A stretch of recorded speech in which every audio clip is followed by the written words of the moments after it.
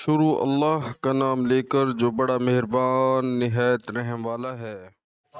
کیا آپ مجھے دکھا سکتے ہیں کہ رسول اللہ صلی اللہ علیہ وآلہ وسلم نے کس طرح وضو کیا ہے؟ عبداللہ بن زید رضی اللہ تعالیٰ عنہ نے کہا کہ ہاں۔ پھر انہوں نے پانی کا برتن منگوایا، پہلے پانی اپنے ہاتھوں پر ڈالا اور 2 مرتبہ ہاتھ دھوئے، پھر 3 مرتبہ کلی کی، 3 بار ناک صاف کی، پھر 3 دفعہ اپنا چہرہ دھویا، پھر کوہنیوں تک اپنے دونوں ہاتھ 2 مرتبہ دھوئے، پھر اپنے دونوں ہاتھوں سے اپنے سر کا مسح کیا۔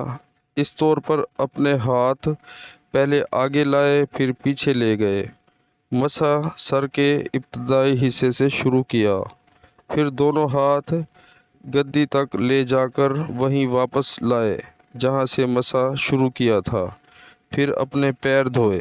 پیارے مسلمانوں، اللہ تعالی ہمیں حدیث پاک سن کر اس پر عمل کرنے کی توفیق عطا فرمائے، آمین۔